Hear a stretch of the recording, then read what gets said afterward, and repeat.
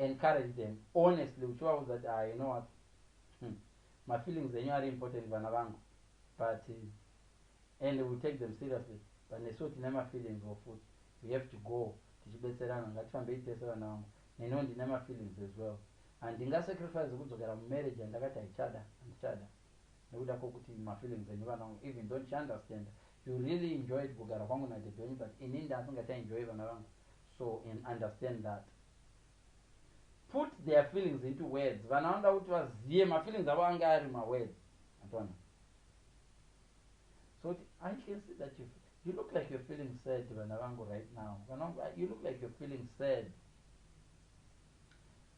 Vanoda kuteererwa. Kana vachitaura usafunyanza meso nyatsovateerera. Mom, why not just go back and stay with Dad? Ignore him when he's slapping you. I understand that you think it's that easy, mwanangu. Pandinorohwa payano zati hatiri kutaura zvakaitika kudhara, handichada zvekurohwa mwana wangu. That's why ndakabuda handisuzogara nomurume uyu. Zvinhu zvisei, he's still your dad, respect him, but come on, Antoine.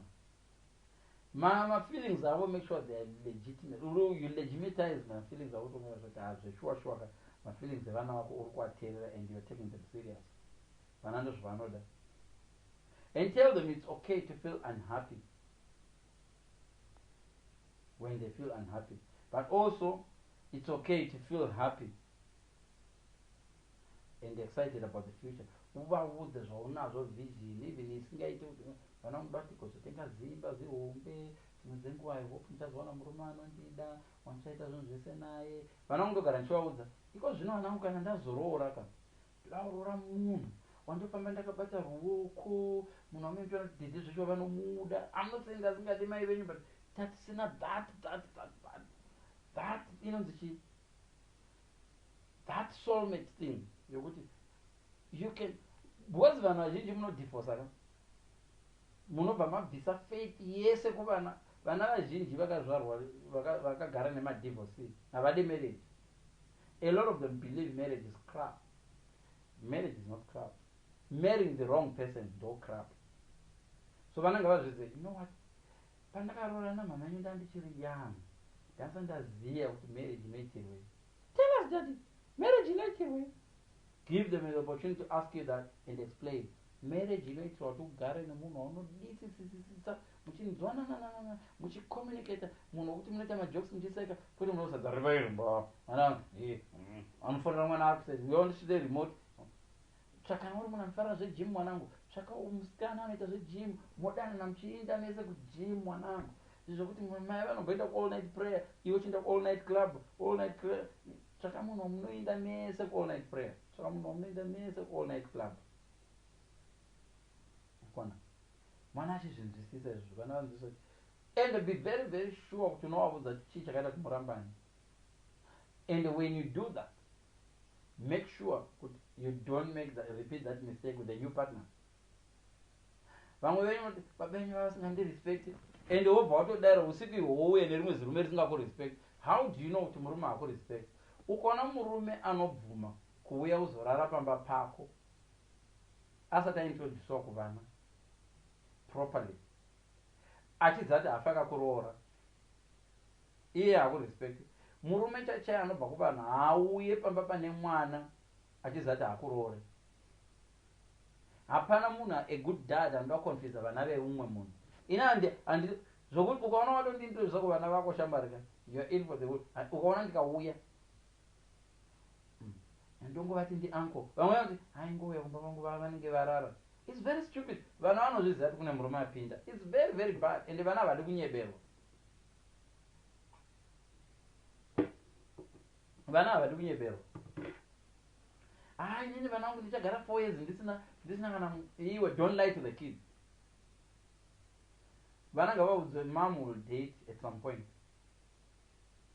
Hauvaudzi kuti now, vanoudza kuti mom vakasangana nemunhu tomorrow, the right person, mom will date. Usanyebera mwana. Vamwe venyu munonyebera vana, I will never see a man, I don't want to see a man in my life. 2 weeks later unezimimba radokura kudai, 3 months later unezimimba radokura kudai. Mom, what happened? What doesn't go accident or one of them? Yakamiro, whatever, we have some sort of ocean. No, Vananga was the future. Opinion would enter and it's very, very likely could have a future dad somewhere there. Vanano Bunza, Vape, opportunity. Saka the director goes got the Oh, no, Andy. Oh, why would I marry someone? And hey, please, God forbid, I don't want that. Saka the director marry a pocket man.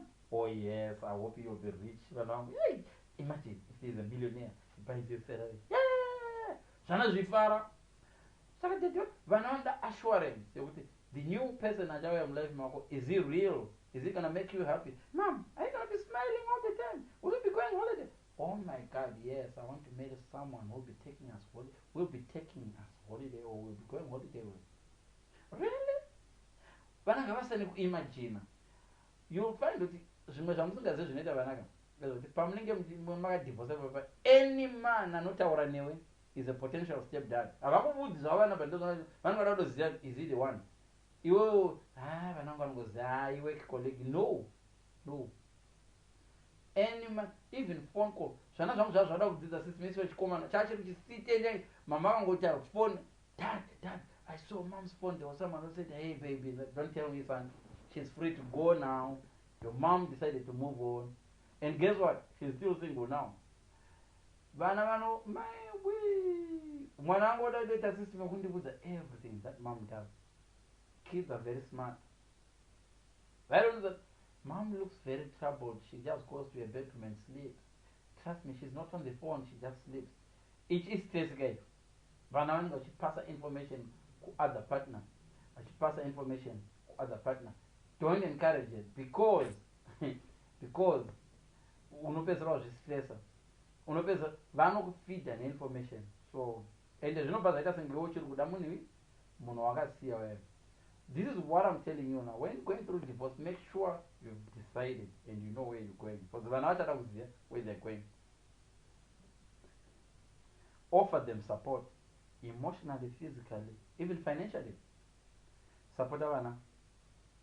Lastly, iwewe iva healthy, iwewe nyakudivorce wacho, be healthy. How do you become healthy? Shamari manyakujim, divorce is stressful, kunza isusu. And kana uchibula divorce nokuma next week ndendaroora. Unless uri stupid, aunorora zvesure. Because kune anonzi mabounce relationship. Unofanga kupinda uchiziva kuti ndinomuda here munhu. Anondida here munhu. There's a difference kayekuroorwa nemunhu waunoda nekuroora munhu waunoda. Kana kuti asingakudi. Pane zvinhu zvakawanda kapa. Zvinhu izvozvo vanhu tu ndogona kukupimba iwo ndichikuda asi usingandide.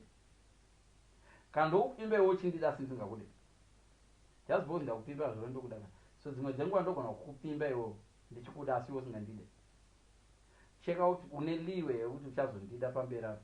Kana usingasofa wakazombondida. Dzimwe dzenguva gara hako warega kupinda because unoenda mupaper 2. Vanhu vazhinji vari kupinda mupaper 2 vari kudivorce vachipinda mupaper 2. Yezi munhu ravava naro. Dindingwe ravava naro. Unopinda mupaper 2 yedindingwe. So ndozvandandichiti ndishare nemwe today. Be very, very, very weak. Iwewe seek help. Pane mazuva uchatomboita stress. Divorce. Noita stress chama. Stress chacho. Go seek help. Varume ndo pavanokuvarira vanoita varume vese vazhinji ndo vanozoita mastroke ipapo because varume hatina tsika yekunotsvaka help. Vakadzi vanyari mukadzi akaona zviri mustairs even midnight anofona. I'm feeling so down. I think it's because of the divorce. I feel so down. Anotofonera nhamba dzedze vachitofona. Vakadzi vanofona even pastor anofonera pastor. I feel so down. Varume rinongotora doro. Sengero munana Europe rinongotora doro. Guys, handekupawa. Harisi kutaura kuti stress ngoti handekupawa timbonoti car 1 racho rinopedzera 50. Apa mari iri kutobva imari yanga ichifanga kubhadharira vana chikoro hevi iri kumwiwa mari iyoyo. Gambling richinda rinogambla richiruza zvikuruza zviye. Richidzoka rava nezvikwereti. Rodzoka rine hasha. Pamwe rodzoka rine hure. Rodzoka rine rimwe zigadzi. Rodzoka rava nesiki. Varume ndo patiri more vulnerable padivorce. Usually varume we don't survive divorce. Ndo patotanga mabhadha. varume they don't survive. Kanchiti we don't survive divorce. Tarisa varume vese vakadivorce uone kuti vakaimprove here after divorce. 90% yevarume vanodivorce. It's a way down. Kana vaive mamillionaire vadova nema1000, kana vaive nema1000 vadova 0. So look after your health. Get help iwewe. Health yako ndio yakakosha stere. When you're healthy, you smile, you glow. Ulava ndichikuda mudivona ife ngati 2 years ndenda vane mukadzi iwe kunze kwakaipawo. Ulava kuti unoti 2 years ndenda dorora. Ulava uchikuda mudivorce uchidivorce. Oh. Nemanakiro ndakaita ya ndiri handsome. In 2 months ndenda dorora. Ndenda nomukadzi iwe. It's not that easy. Don't understand shame. So be very, very, very careful. Vana vanoda a good environment. Kana iri change, tell them in advance. Tell them exactly where you're heading. Vakatsamwa vakazvirovera, no, Mom, I don't want you to get married again. Listen, my son, listen. Remember when I divorced, you were not there. Remember when you were born, you were not there. You came. I make decisions. Don't fight them. And tell them it's still okay to live it. Unless the dad is abusive. Tell them it's still okay to be a dad. Okay, it's fine, mwana wangu. If you don't... Usina kuramwa mkati. It's fine, mwana wangu. Kana usingade kuti ndite mumurume. Panchaita mumurume. Then you go and live with your dad. And visit me weekends. If, trust me, that statement, tacha mwana. If your house is friendly. Pero mama magara uchitoboa utoudza mwana uchanogara nadidoko. Mwana anokuza, thank you mom. Bye. Can I go today? Izvi zvinoitwa nesu tinozati mbamangu muri right now vanangu vanomboita kwamama voka. I can assure you havamboite 7 days. Dad, can we come back? Ndona. Ende pavanodzoka unoona setup yachinja. So ndozvoda vana izvozvo. Vachidzoka, let's go for a walk, guys, let's go eat out. So whoever asingazviite izvozvo anongoona vana vakungoenda kupi kune kwazvinoitiwa. Same nemarelationships. Kana munhu aine magirlfriends maviri, girlfriend isingaite zvimwe zvinhu ndo inongogara yakangosafa. Wakanga waona kuti iwewe murume wako ane chikomba, ane mukadzi umwe kunze, make sure, try to make pamba pauri papo paite senge pemuka, visualizer zvaari kuvinga kunzoko wozvipinza mamako. Trust me, this method will work. Wakaona iwe uchifunga kuti murume wako partner yako yava nechimwe chikomba kunzoko, gadzira chikomba mumba mauri momo. Iyi yanda kutaura iri deep man. Wakaona kuti boyfriend yako inenge iri kukuchita iwo, before anotsvaka kuti ari kuchita nani, find out if he is happy with you. You don't need to find out who they are cheating with. Find out why they are cheating. Ndatoona vamwe venyu munozvisitedza nomunotsvaka kuti ari kuhurana, unoona maiwe panga achihurira pacho, maiwe bhedha wacho vakomana imba single mother. Vamwe venyu munotodzoka matori neBP, vakomana mukadzi ari kuhura nemurume wangu manakiro akaita kuda kuzviuraya. Find out why. Find out if they are happy. Vamwe venyu munoda kumanya kunotaza kuti murume wenyu ari izvo pamubhedha makaisa tsono, mubhedha wenyu uzere tsono, usha kuti sei murume wangu achinovatawo, chinovata kusango. Bhuzi mumba macho mangofanana nemusango wana. Kana mumba makafanana nemusango, murume anovata musango. Same applies nevakadzi. Vakadzi vanohura vakava. Find out kuti mumba macho zviripo here zvinochengeta munhu anoda kunohura kunze. Andona. Mukadzi wako ari kuhura because mumba macho maurimo mamuchina bonde kani. Riri kuitwa here bonde mo. Ibonde svino here vati rongo rangu vajojojo. So it's very likely kuti ari kunohura ari kunoitwa proper bonde. Saka bring proper bonde mumba rather than going to research. Unozvura ine BP uchinotsvaka kuti my god. Oh. And usually inenge ichingori attention chete. Munhu anongona kuhurira because of attention, especially vakadzi. vakadzi vanotiurira because of attention. Zvimwe zvizhinji zvinotozongouya zvacho. Mukadzi anotiurira. Unoziva vanhu vanotikwirira vakadzi vanhu vakaita sei? Munhu uya anongoti you look good. Basi stopu. Munhu uya anongoti oh you look yes. Mukadzi wako iye ane dumbu rakakura kudai so pane rimwe zimunhu riri kumunyebera. Haritombosi kutaura chokwadi, riri kumunyebera. You look so wonderful. My God, you're my queen. No, I'm married. Is he happy? Is he happy with you? Is it? Iro rokuchiita songe kwe. Rinozviziva. Unoziva varume vanohura unoziva. Vari kutadza kuchengeta vavo kumba. Basi rume rinohura zvaroita kumba kwaro risingati queen kumukadzi waro. Pamukadzi wacho inongori seko so. Iro rinohura iro ukaita savarume vazhinji vanohura. Ndo vari kunyima vakadzi bonde mudzimba. Vanoita bonde riri crap mudzimba. Wakaita savarume vazhinji vanohura. Macompliment ero vanoita. Unoti, is this a weather report or it's a poem? Achitaura neso. Wakavumbiwa. Mutsipa wako nenge bhedza ramambo. Mumba make chimbudza. Wakamboguma wokuudza mukadzi wokuti bvudzi rako rakakamika, wivhi yako yakanaka rini. Ndagara naye kako. Saka mukadzi wako achanokuudzawo nerimwe ziNigerian. Oh my queen, do you want tea or coffee? Kubasa. Vakadzi venyu. Papa vanoti I'm running late. Vanoona yakaekwa coffee. Vachipaka mota mui vanoona coffee yakaiswa 2 sugar zvese nekabhiskiti paside. Nerimwe zirume iri. Iwo wakagumaitira murume wako mukadzi wako coffee rini. Komvura chachangodziisa mvura yemutabho kamunhu. Wambodzisira mukadzi wako mvura yemutabho. So zvimwe zvinhu unongozviziva kuti zvinotongoya zvakadini. Vabvunzei vakadzi vanokudza. Nemwe wakadzi. Iwe small house kai. Murume wako akaburitsa mweya ka. Anoziva murume wako ane chigwere chokuburitsa mweya. Unoziva? Unoziva. Anogara achiburitsa mweya womurova negokora. Makabuya kuno uzonditsurira here. Handiti. Small house inoti baby. Hauna kukuvara here. Baby. Hauna kukuvara here. Ndawa mweya wabuda. Are you okay? Hauna kukuvara. Iwo uchiti akaburitsa mweya kuti bye guys. Yapedza zvako. Small iri kubvudza murume wako kuti hamuna kutsemuka here paanoburitsa mweya. Iwe murume wako akaburitsa newe murume mukadzi wako uyo masagara wako akakurisa. Murume anovazi achakwana here muri wako hani? Can I touch? Can I feel them? Iwe uchiti fambana namazigara wako kunewo mwari kuti can I feel them? Honey, can I feel them? I'm married. Okay, I just don't want to feel. Iwe uchiti fambana mane mazigara anenge ngoro. No, zviri paseko so. Izvo zvingotendera like this. Dziri kurogwa matumbuko dzichitiza zvichienda kwadzorogwa matumbuko dzichitiza zvichiko like clockwise.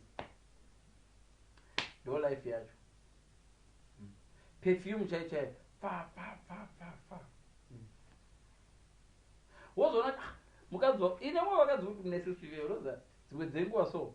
Unospraya maperfume nemayuwi kupedzisira waisa neyogurt pabody. Uchienda kuchechi.